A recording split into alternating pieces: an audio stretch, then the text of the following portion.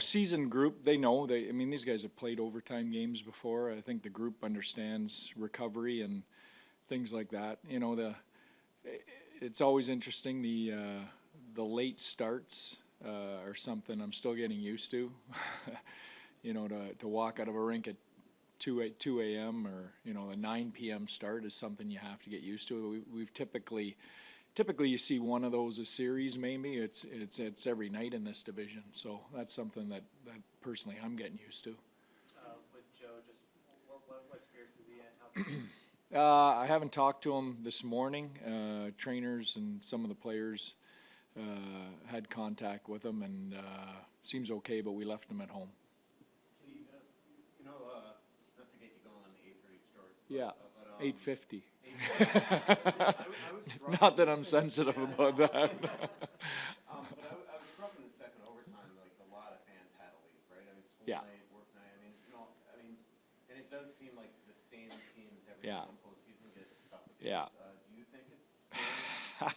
You're trying to get me fined, huh? Yeah. I'm not. It's a topic for the fans. Yeah, yeah. Yeah, it's that line we walk between selling the game and TV and what we do. So, you hope that the disadvantage of that, because it is a disadvantage, there's no doubt about it, is evened out. That's all you can hope for. Do you say if Joe's in the concussion protocol at all, or what the process is? No, I don't have anything like that yet. I'll let you know as soon as I have anything firm. If Joe isn't going, is Tyler still your top option to? Yeah, we're gonna look at all those options and line combinations and things. We didn't score a 5-on-5 goal last night, so that's a little bit of a concern. And we'll come up with some combinations that hopefully can solve that problem. How important is Joe to the first power play unit because you've been so successful? Yeah, how important is Joe to every situation he plays in, for our group, but, probably they're saying the same about Eriksson Ek, so that's this time of year, that's what you deal with, that's next man up, and you have to handle that adversity.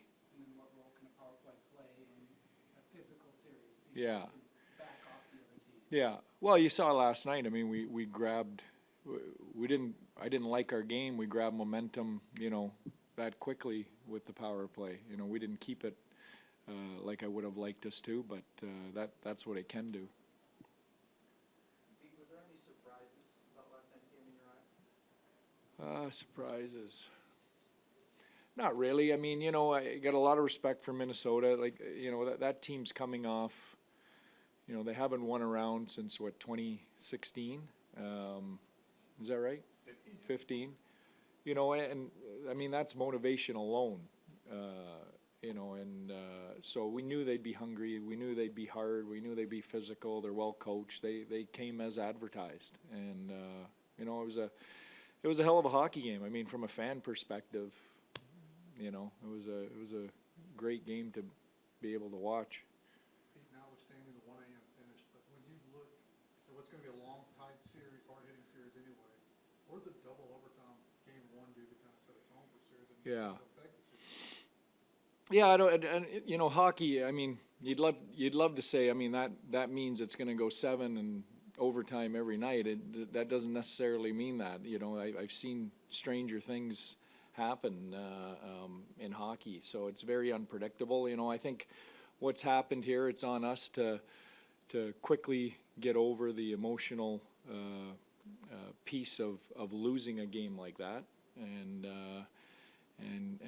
jump back in and be ready to play tomorrow night. And for them, it's always easier when you win those games. You never feel as tired the next day. You never feel as beat up. So we've got to get past that piece. Throughout the season, an 82-game season, you're able to kind of find silver linings because every game doesn't mean as much. How is it different now? You don't want to go down 0-2 to Minnesota, just the pressure that you feel? Sure, there's pressure, but for me, I think we know we can play better than we did, and that's what we're concentrating on. It's not being down 0-1 or 0-2 or anything else like that. If we go down 0-2 and play a really good game, then I'm okay. I think, we've got to get our game in a really good place for 60 minutes, and the rest will take care of itself. You spoke about the fans a moment ago. Yeah. How would you explain to them the difference between regular season hockey and playoff hockey? Wow, great. The average fan who's now tuning in. Yeah. It would be like, a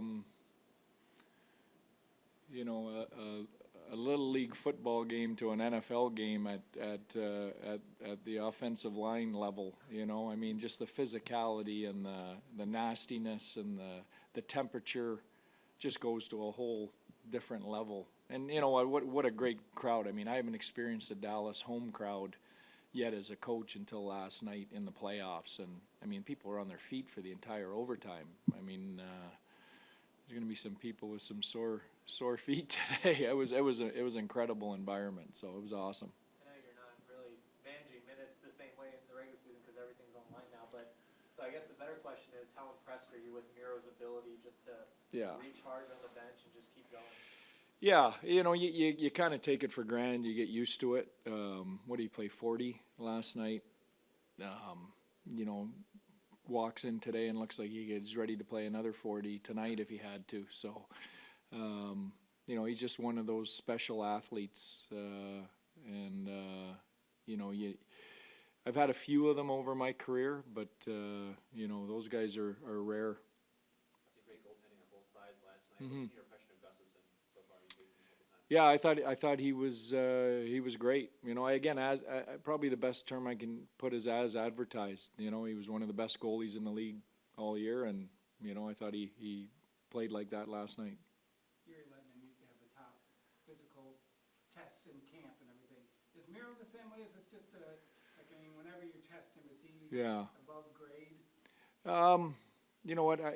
He doesn't blow everybody away, and sometimes that testing isn't a true tale. I can tell you the best guy on our team for testing every year is Glenn Denning. So he's not playing 40 a night.